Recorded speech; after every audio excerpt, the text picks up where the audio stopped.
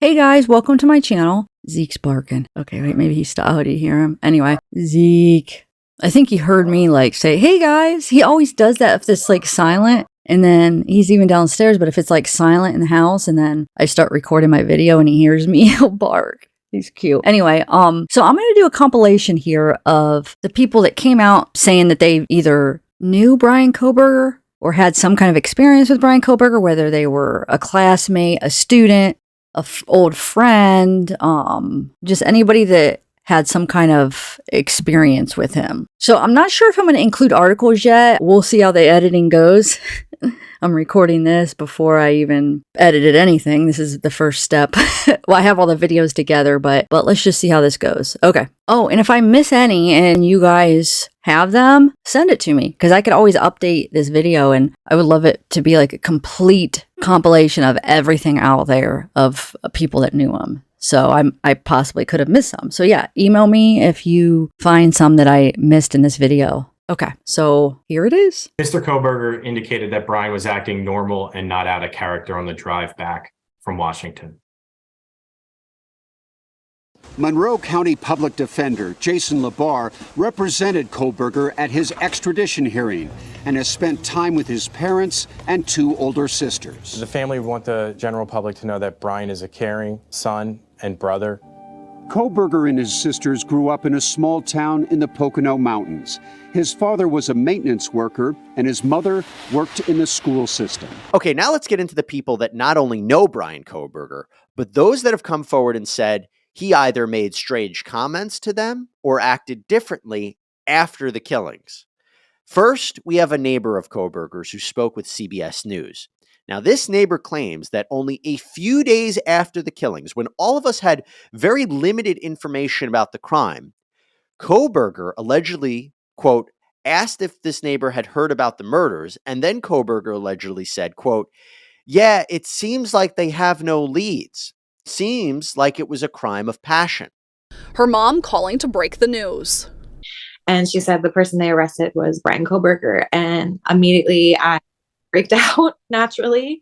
I went back inside work and I called about 8 of my friends because it was terrifying. It was a shock because there's literally 7 billion people in this world and I know him. I was friends with him. Like, that's terrifying. Arntz lives in Virginia Beach, but grew up in the Poconos and attended Pleasant Valley High School.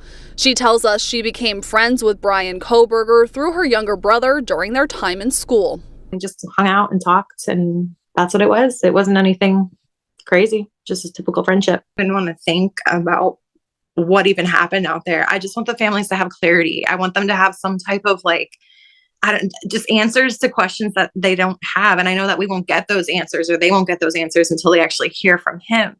And the police release that information. And it's just, I want them to have clarity and I want them to be able to have peace after all this is said and done. Bryan was really funny. He wasn't outgoing at all. But he also wasn't shy. Bree, who asked us not to use her last name, says she met Kohberger in high school when he was an average student with only a few close friends. In his yearbook photo, the caption says Kohberger aspired to be an Army Ranger. However, he was an overweight kid, so he did get bullied a lot. But all that changed, says friend Casey Arntz, when in his senior year, Kohberger lost about 100 pounds. It was after that weight loss that a lot of people noticed a huge switch in him. My brother has since come out to say that even though they were friends, Bryan bullied him. He would put him in like chokeholds and stuff like that. Bree claims that's also when Kohberger started using heroin. You just saw him becoming more self-destructive. Casey says she last saw Kohberger in 2017, when it appeared that he was sober and focused on his new passion, criminology. Bree says many are now left wondering. Where did it go wrong? What happened? Mom called me. I was leaving for lunch, picked up the phone. She asked me if I knew about the Idaho murders. Casey Arntz knew Kohberger's name long before the national headlines. Then literally said, Bryan Kohberger. Saw his mugshot and my stomach just went, whew, like it dropped because that was him. Casey, who now lives in Virginia Beach, is born and raised in Pennsylvania. As a high school student, Casey shared a friend group with her younger brother a friend group that included Bryan. Yeah, I knew Bryan through my brother and my other friend that lived up the road from us. Probably haven't really stopped shaking since Friday. It took a lot for me to calm down that day. Casey doesn't consider Kohberger the closest of friends, but close enough where she still remembers the times he and her brother would come over to her family's home. Bryan was generally over like every week, every weekend, maybe every other week, but it was always with them. After posting a TikTok about the connection, Casey has been flooded with calls from media outlets hoping she'll share her story. Casey admits she doesn't have the details that'll change the course of the case, but she's choosing to share what she can in hopes it provides some kind of insight. 7 billion people in the world, and it just happens to be someone I used to be friends with. He joins us now live from Virginia. Casey, Happy New Year. Thank you for deciding to talk to us and doing some reporting for us of your own with people from his past. Of course, I'm glad to be here. So as you scrub your memories and talk to other people, what now sticks out to you that you think is of the most relevance as perspective for people to know about this person? Personally, what I'm finding out from former friends and former classmates is that, Bryan was bullied when he was younger. He was an overweight kid. When I personally knew him, he was always good to me. Now, over the years, that has changed. I know going into his senior year, he lost a lot of weight. It was then I hear that he might have become the bully. I was not there personally to see that. However, looking back at it, knowing how he knows my brother, knowing now how he knows my other friends, I wouldn't put it past him, because my brother has come out and said that he was bullying him when he was friends with him. I don't know if that's a lot on his character. Yeah. Mm-hmm. Well, it's just insight into what this guy is about at a formative time in his life, which of course is high school, and he's only 28. So it's not like, he's my age or something. So this is a formative time. Also, for sure that he had addiction issues, and profound ones. We're not talking about vaping, that's bad enough, but this was a heroin addict. He says he went to rehab, and you had experience with him using you to try to get drugs, right? Yes, he did use me, and I didn't know at the time that he was using me to drive him to get heroin until probably a couple of days afterwards. It triggered me in a way, because I didn't know that I could have been put in such a compromising position from him. But yeah, he definitely struggled with heroin addiction in high school. One of the reasons that addicts are sometimes pejoratively referred to as fiends is because they can be very devious in finding ways to get drugs. That's what you experienced. But sometimes it's not just the addiction, it is character. And you're saying through your brother and others, the idea that he would want to trick somebody, that he would want to play a game on somebody and have them believe things, or that he could get away with convincing people of things, was part of who this guy was. Yes. And from my experience, I never saw it firsthand, but my brother definitely has. Apparently he was belittling my brother. He was making him, just seem kind of stupid and slower. And Bryan always had to be the smartest person in the room when he was with my brother.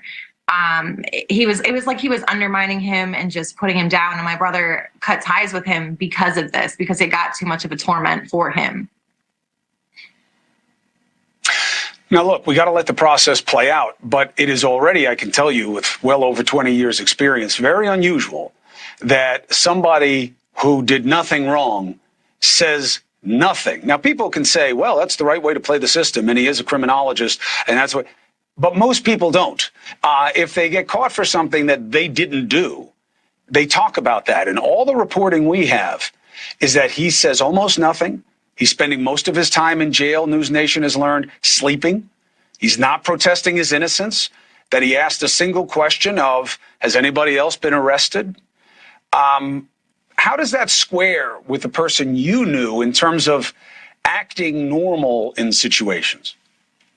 Honestly, in my opinion, and after talking with my brother for the past couple of days, it seems almost like he's trying to throw off law enforcement who this is going to reach out to, but regarding the case of the 4 Idaho students that were slain and the arrest that was made, I used to be friends with Bryan Kohberger during my middle and high school years. And then before anyone comes at me and says that I'm just running for clout, I'm not. I have pictures that I will show you. I have screenshots that I will show you. I have yearbook pictures that I show you. I went to school with the kid. I was friends with him. I wouldn't make something like this up. I am just in absolute shock right now. I was heading to lunch when my mom called me, and immediately I knew something was off because I have the type of family that we don't call each other. So if someone does call someone, we know something's bad. She called me and asked me about the murders. I didn't know where she was going with it until she said that it was Bryan Kohberger, and naturally I freaked out and called about 8 of my friends. My brother was really good friends with him. My other friend Brandon was really good friends with him. I'm going to have a picture of him with him on the green screen as well. I'm shaking still, but anyway, let me show you. This is back. This is Brandon, the one I was just talking about. It's his wife, Brianna, and that's me. This was back in 2017. Obviously, that's Bryan.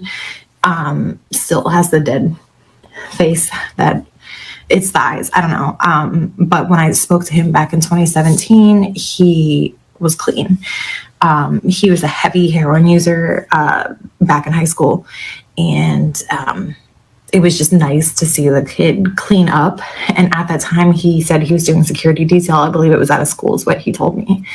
But he seemed like he was better. Obviously, that wasn't true. Here's another picture from a party that we had at Brandon's house. That's Bryan there. He used to be a bigger kid as well. But again, that's him. And then at the same wedding, I'm here, but he's back there. He was sitting at the same table as me and my mother. But he is back there enjoying a drink. I was sitting right next to him. We talked. He seemed fine. My mom sent me the old school yearbook. That was him. Bryan Kohberger, that's him. He went to Pleasant Valley. Graduated with, I think, my friend Christopher, a year younger than me. This is when he nonchalantly decided to make me drive him around the Poconos for heroin, and I had no idea. I thought I was just doing a nice deed because he needed something, and it turns out that he was getting heroin. Sorry, I'm like, my voice is shaking. I might make a part 2. I probably have to. I don't have a 6-minute feature. I only have a 3-minute feature. I also talk really fast, so I'm sorry. More on this. I don't really know what to say in this situation because it's so fucking crazy. I'm not trying to put any names out there. Like, I'm not trying to get like my friends involved, but it's crazy when you sit there and you realize that the person that was in your parents' home, in your friend's home, you were in their car, you were in his house. I knew his mom. She was a substitute teacher at Pleasant Valley. It's crazy to think that. I don't know. It's. Okay, so I wanted to freeze frame some of this so we could read it. So the gray is him and the blue is her. So he's the gray text and then she's the blue text. So it says, which either, oh, I don't know how you didn't understand that, LOL. Okay, I read it fast. I got you. I'm so thankful that after everything you still invited me to your party. I will be there for sure if I'm invited for sure. And it says, haha, you're invited, Bryan. It's not a problem. You know I love you guys. Always will, even if we stop talking one day. Again, he obviously no longer has a Facebook, but they still allow you to filter old messages. Here's something. I invited him to a party back in 2014. He seemed fine. It's crazy just what can switch in someone's brain.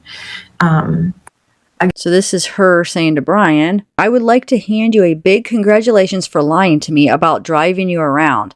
I should have added it up beforehand, but thought I was doing something nice for someone. So thank you. If you would have gotten caught, I would have gotten in trouble just for driving you around, not even knowing why.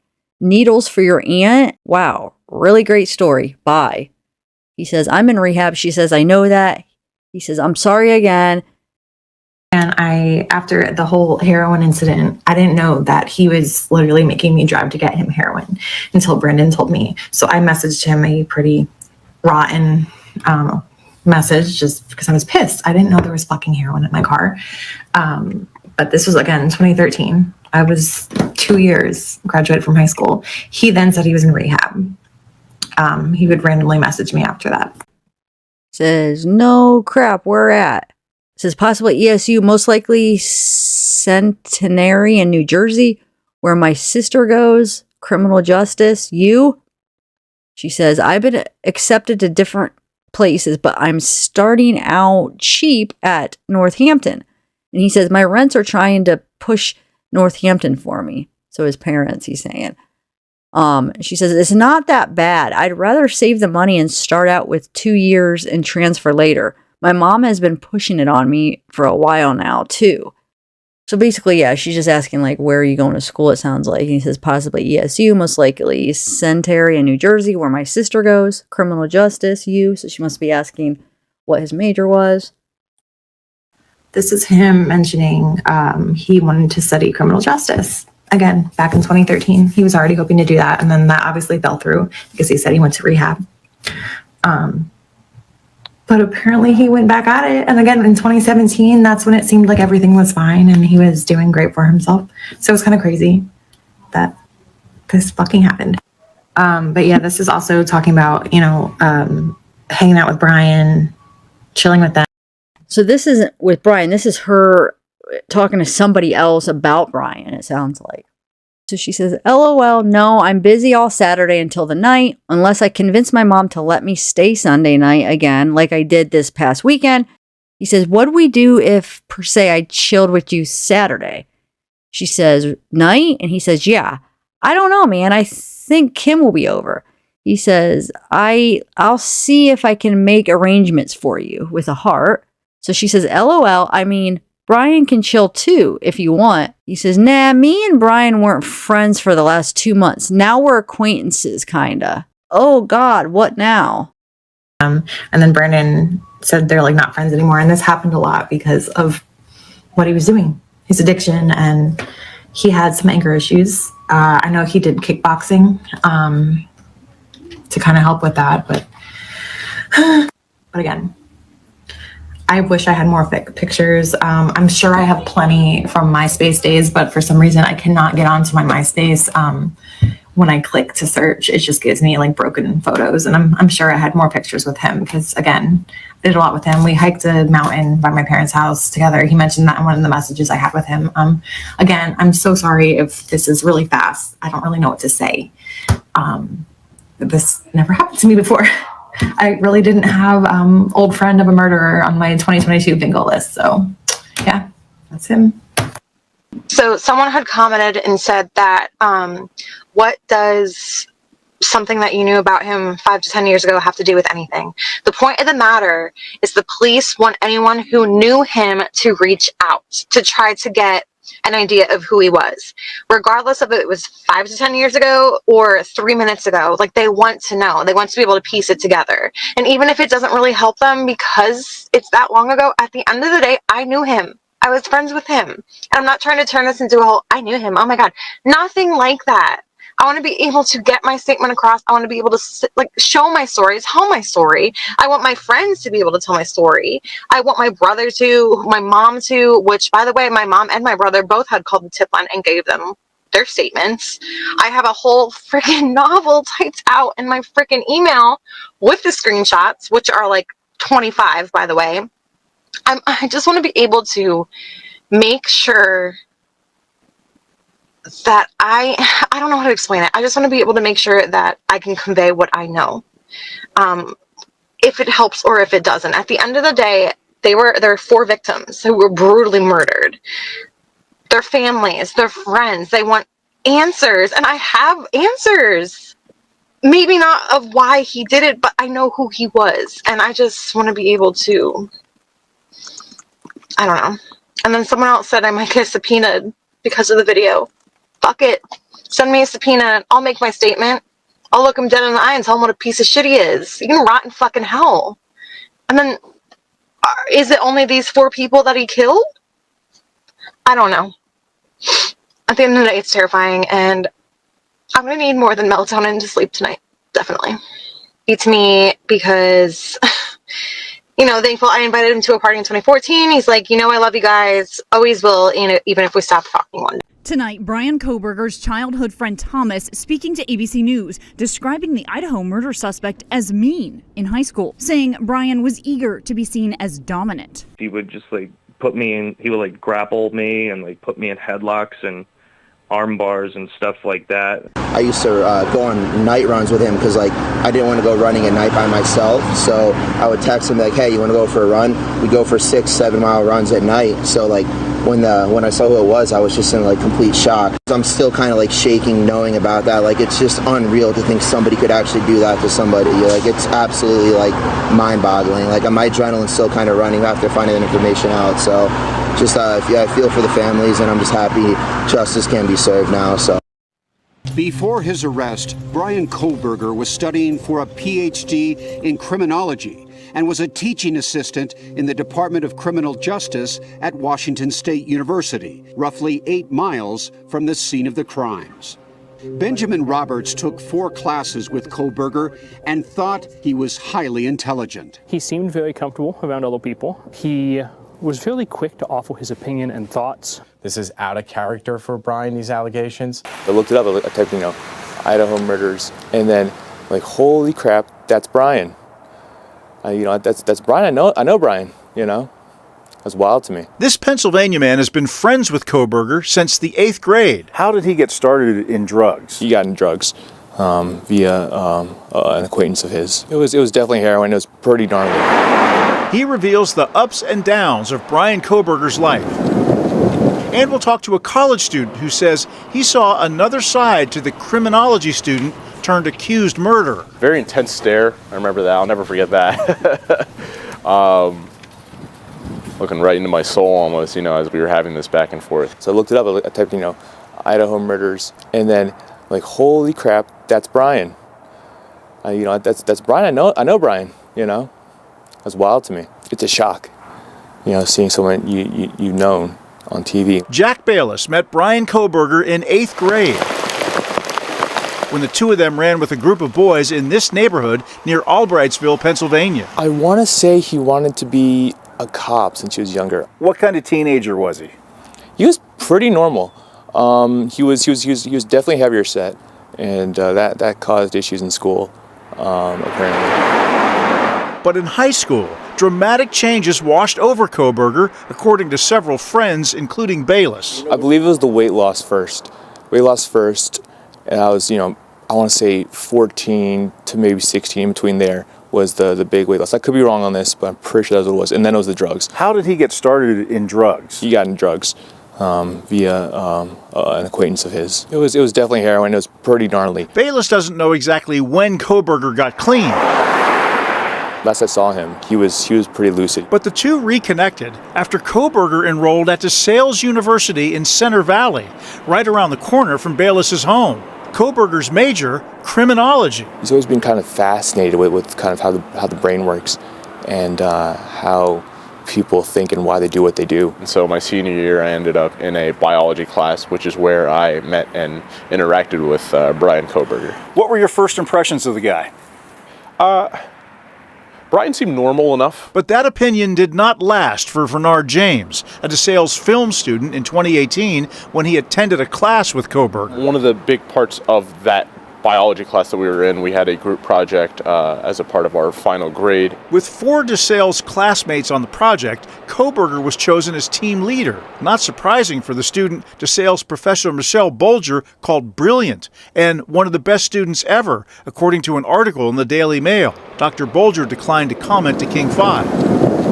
But to some classmates at the Christian University, Kohberger seemed more like a know-it-all. The way that he came across in his speech, kind of person who has to use big words, the one always raising his hand in class. And what happened then towards the end of this whole thing? We're approaching the due date, and I was feeling like I was left out to dry. Bernard James says Kohberger completed the class project without including him, resulting in a failed class in Bernard's final year at DeSales. He confronted Kohberger in the university library. I remember him being very straight-faced, very like almost emotionless with this. He kind of like a small smile on his face. Like there's more to him than it seems. Very intense stare. I remember that. I'll never forget that.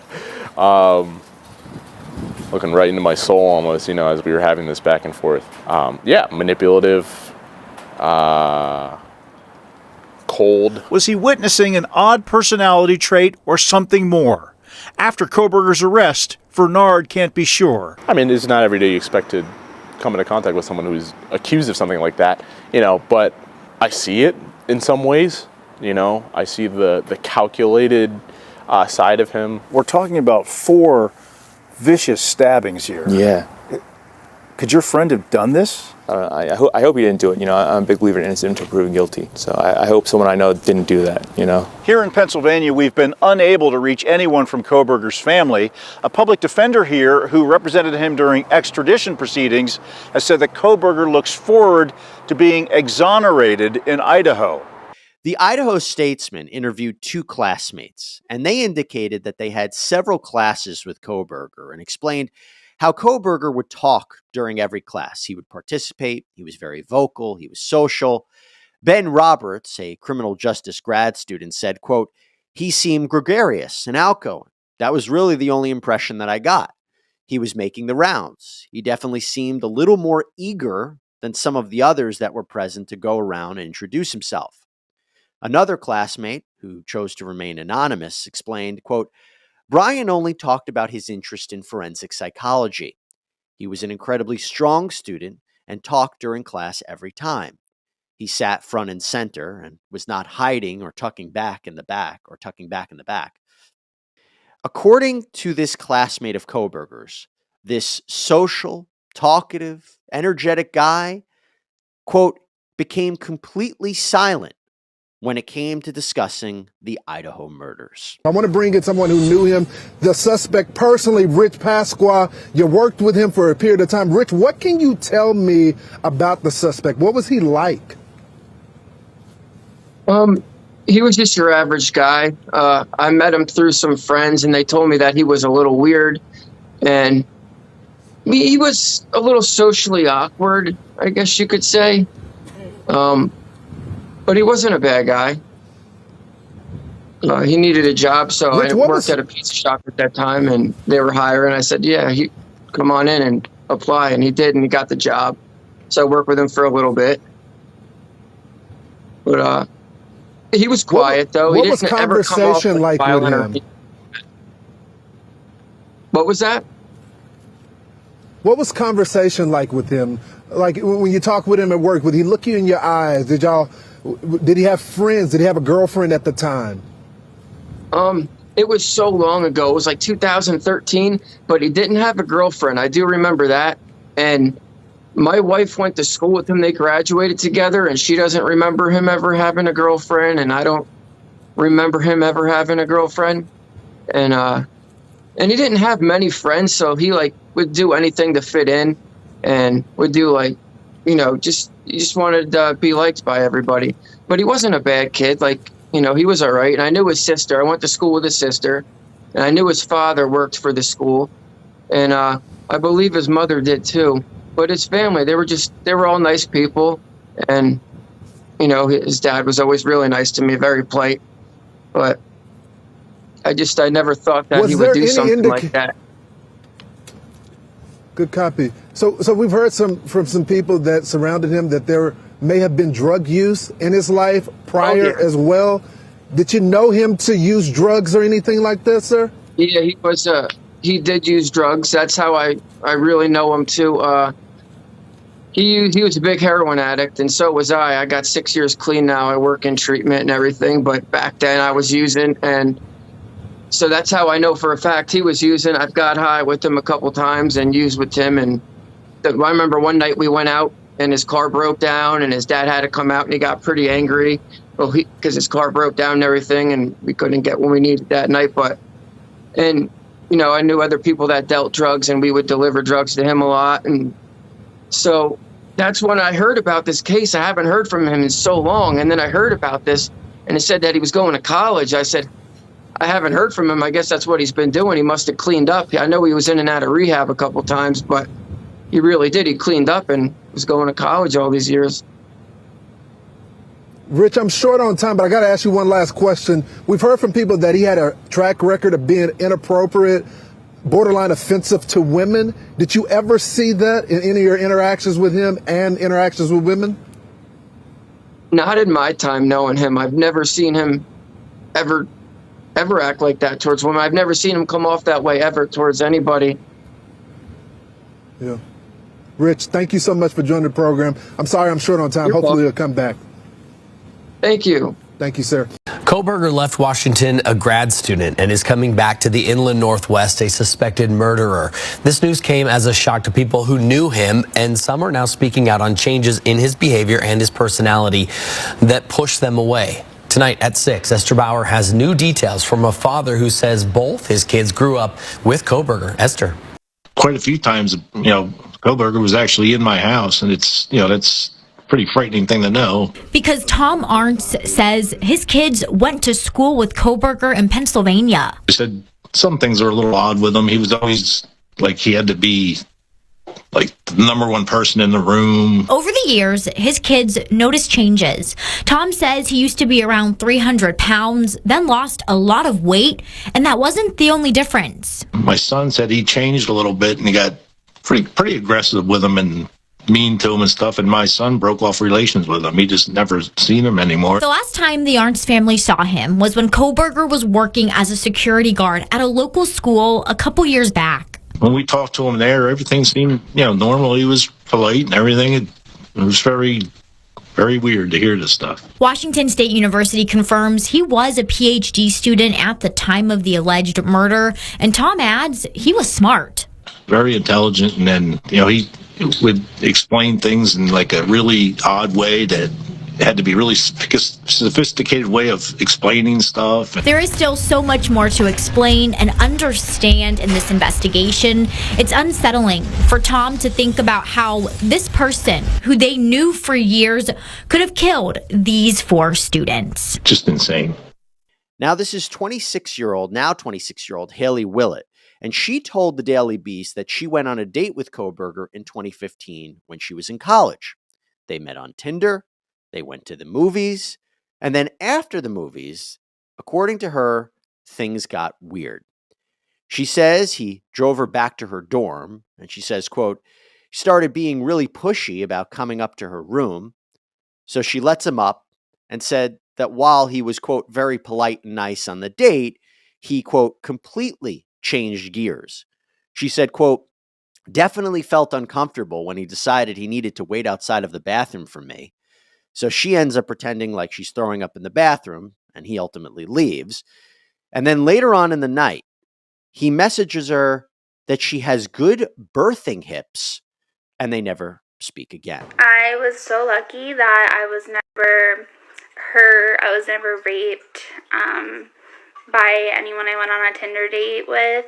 However, it could have been me. I could have been the one hurt. I could have been killed. I could have been raped.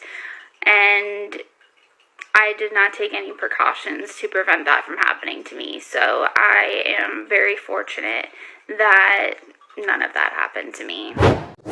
Obviously, her account is eerie, and she describes very odd behavior. And look, I don't think that this is someone who would testify in Kohberger's trial. I don't think that what she has to say is particularly relevant that ties to the killings. Why this is interesting is because it goes back to Kohberger's psyche. You see, according to reporting by several outlets, Kohberger was bullied in high school by girls and that he would act creepy towards women. In fact, NBC News reported that according to the owner of a brewery, which Kohberger had frequented, female employees would complain about him. He would sit by himself, and he would observe, and he would watch, and he would ask women who were at the bar who they were there with and where they lived, and if they refused to engage with him, he would allegedly get visibly upset. Guys, what's going on? Josh Ferraro here. I went to college college with Bryan Kohberger. I've been looking at his picture all day. I've been saying the name all day in my head, and I was like, I know this guy. And then he went to DeSales University. I'm like, I know I had a class with him. I know it. The name sounds so familiar, and he looks very familiar, but I couldn't put a point on it. And he lost so much weight. When I knew him, he was a pudgy guy. He was really friendly. He led my biology project at DeSales University, and he was a pretty smart guy, and he was interested in criminal justice, and I remember having classes with him, and for this guy to do that is beyond me. I mean, he was a really nice guy, and he does not look like that nice guy anymore. I mean, the guy that I'm seeing on the news looks like a cold-blooded killer. The guy that I went to college with, that dude was nice. He was a nice guy. We studied criminal justice together. He was a really nice guy.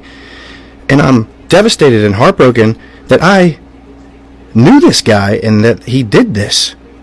I'm devastated for those families. I never thought that it would be someone close to home from the Lehigh Valley at DeSales University. And here is the biology project from 2018. We were studying Daphnia. And there he is, and he led this project. 11/16/18.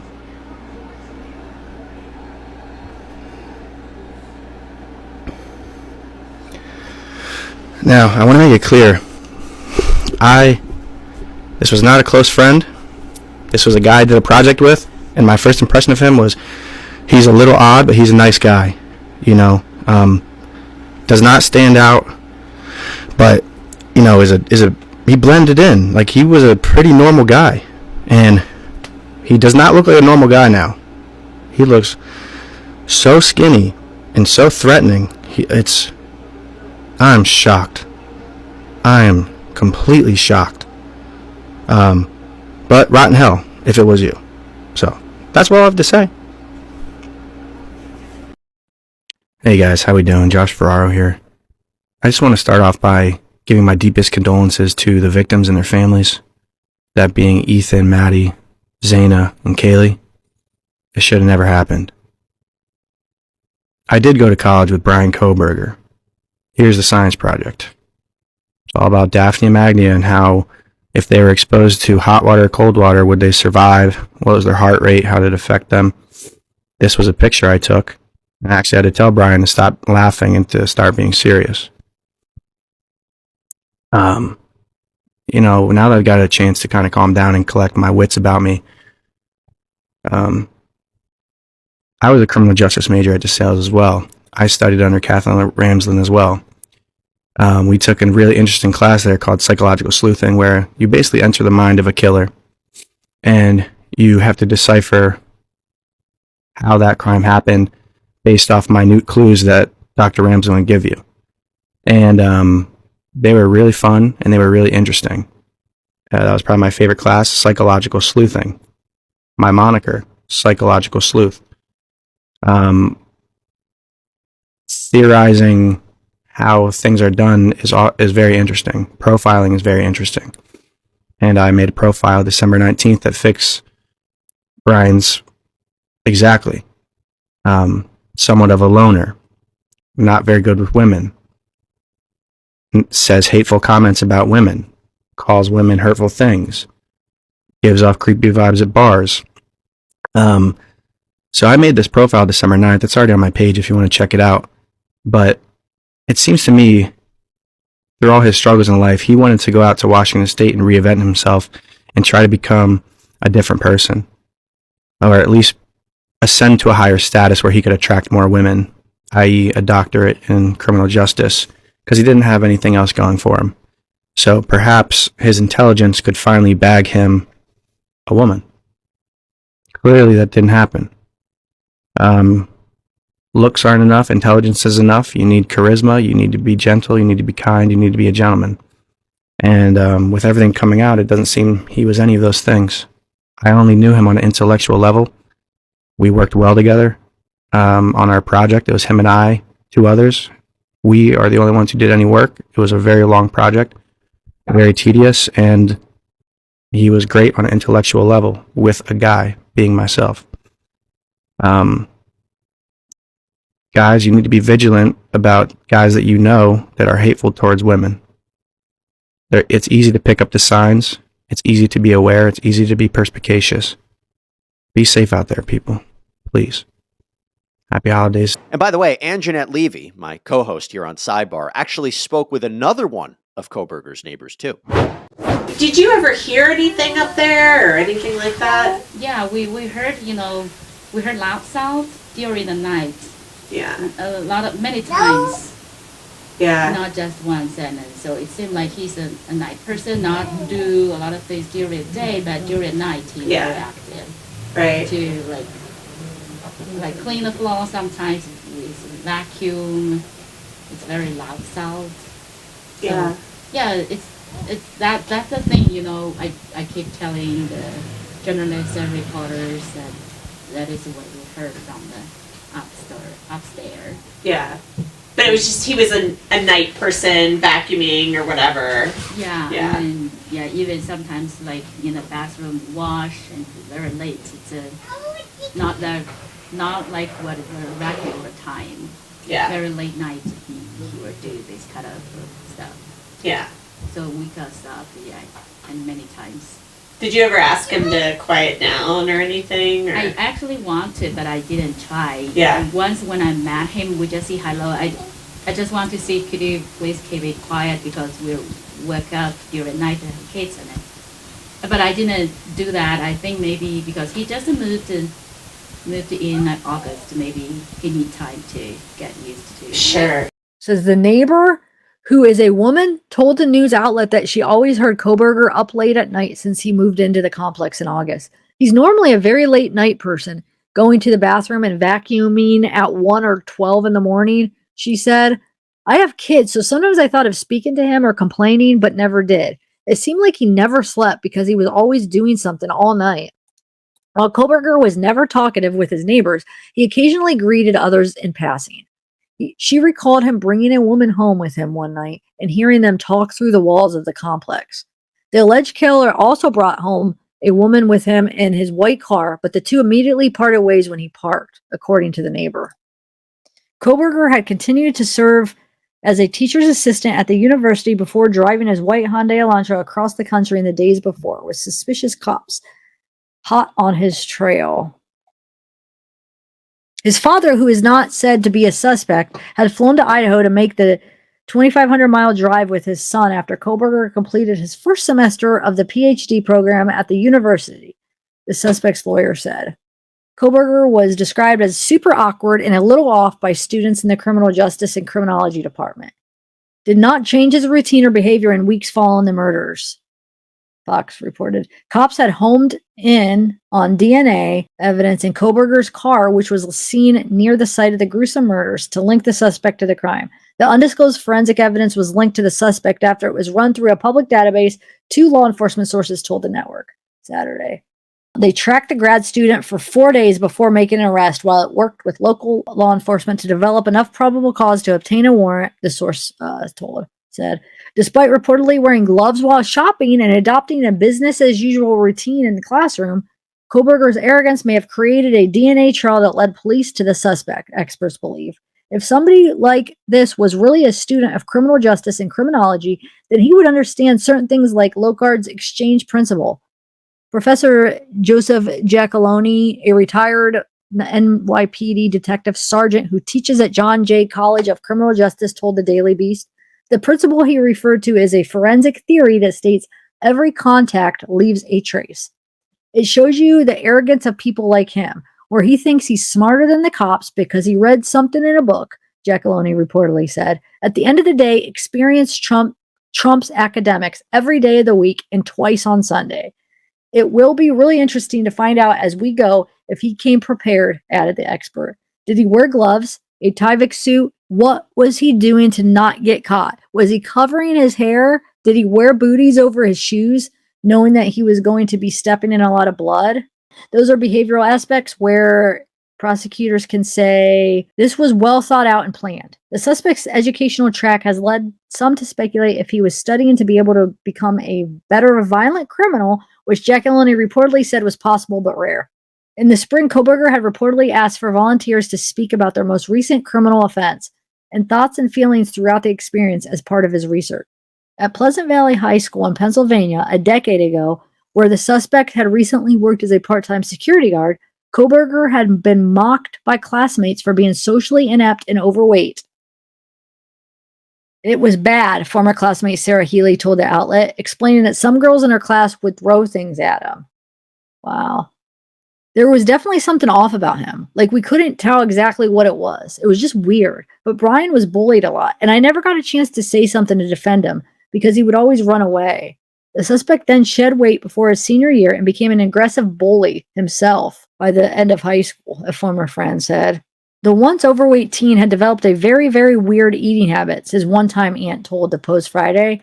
It was above and beyond vegan, said the woman, who was once married into his family and wished to remain anonymous. His aunt and uncle had to buy new pots and pans because he would not eat from anything that had ever had meat cooked in them. He seemed very OCD.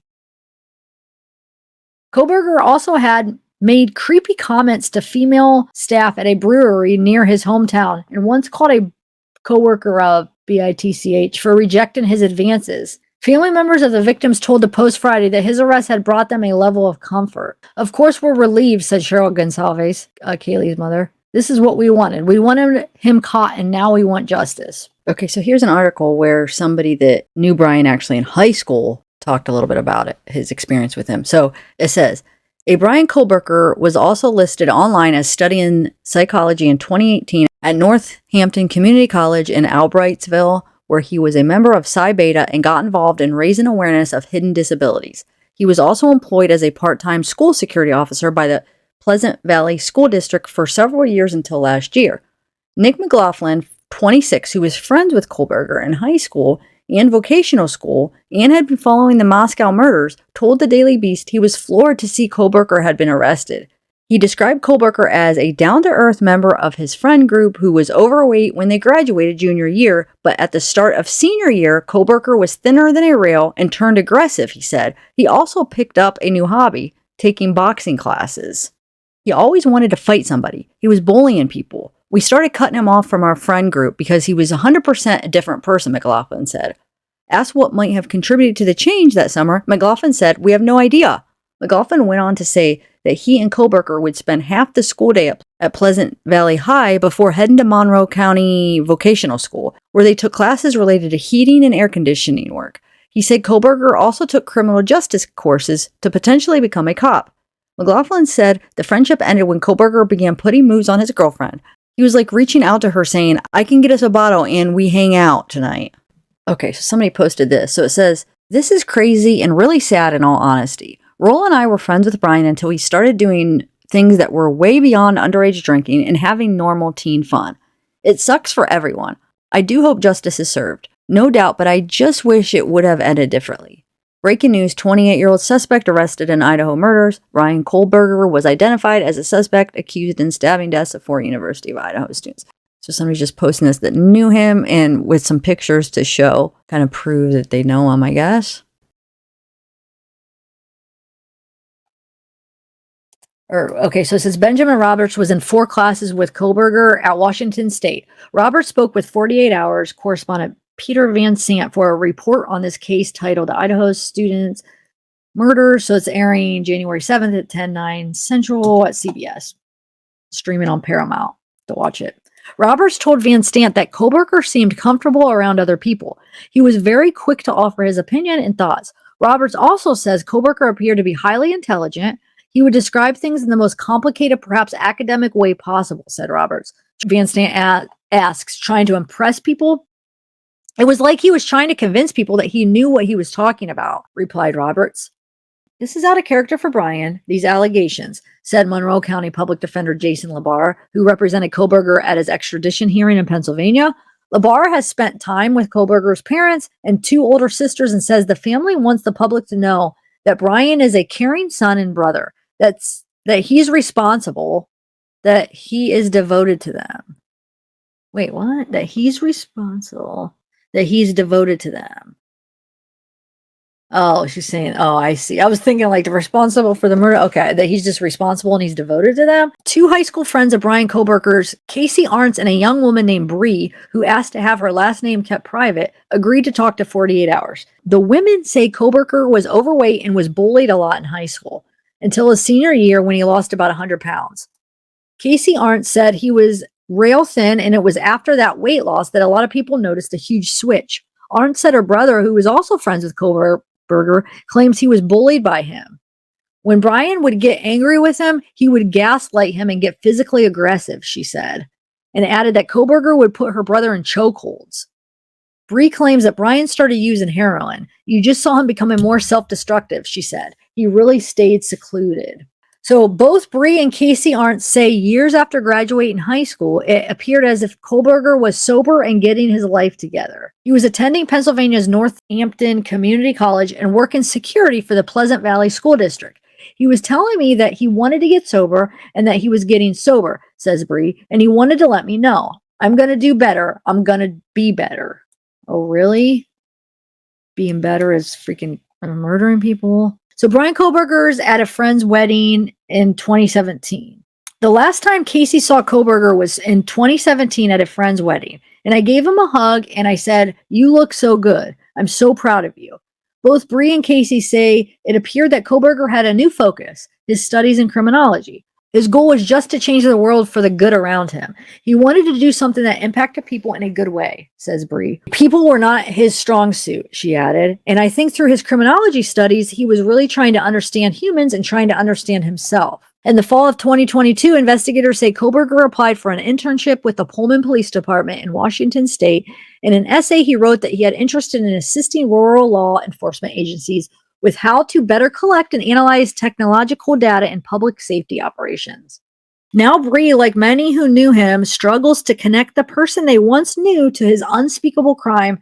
Where did it go wrong? What happened? Why didn't I see it? So this is that Bryan Kohberger for next class. So he writes, "Good morning, everybody. For next class, be sure that you review the syllabus section 1 through 8 of Dobbs versus Jackson. Of course, you may read it further if you choose." And then somebody commented, "Did you all ever mention the Idaho case in class for any reason? That's so wild." And then somebody says, "Yes, we brought it up quite a bit, mostly because it was a popular case in criminal justice. Also, U of I is like 10 minutes from WSU. Oh, University of Idaho is like 10 minutes from WSU campus. That's insane. That's insane. Oh my God, to know the TA was the perpetrator. I can't even imagine how you're feeling." And it says, "I would have fully my pants upon finding out if I were you. This is wild. So disturbing how he just seemed to go on life as normal after his heinous crimes. My final paper about my passion for crime J and putting murderers behind bars was graded December 16th by him. I got 100%. Wow. How weird." Says, "I genuinely wonder how many people I've walked past in life that have murdered someone and never got caught." And then somebody says, "Did he actually make you guys, or did he make you guys analyze his crime? Did he make comments about the murderer?" So no comments, but he graded our weekly questions, asked one question and responded to 2 people. The week after, all the questions were about the murders and theories. Oh, this is, listen to this. So it says, "It's legit. You can see my Facebook marketplace." And this was just a screenshot, so they cut out like who it is. So I'm going to have to do a little research to see so I could find this marketplace thing to confirm it. But supposedly somebody that he bought the knife off. So it says, "It's legit. You can see my Facebook marketplace account." Well, let me zoom in. "I've been selling for years. He drove from Pennsylvania to get this knife for $350. It's a rare and discontinued knife meant for cutting skin. From what I remember, dude was nice. He was with another guy who sat in the car, flipped open the knife. I told him that you can use a zip tie as an Emerson wave for it. And he paid me the money and drove off." This was in October. So he freaking buys the knife the month before. Okay, so I'm going to read a part of the Seattle Times article about Kohberger. It says, "Kohberger, 28, was a graduate student in criminal justice at the Pullman campus and lived at an apartment complex in Pullman," the Moscow Police Department confirmed at a Friday news conference. He attended classes and finished the semester at WSU after the slayings, a former classmate on Friday told the Seattle Times. B.K. Norton in the Criminal Justice Graduate Program at WSU in Pullman, along with Kohberger, said they were in all 4 classes with him last semester. Kohberger was in the class and finished the semester after the killings happened, Norton said. Wow. All right, guys, that's all I have. Let me know what you think. Thank you for watching. Have a good day. Bye.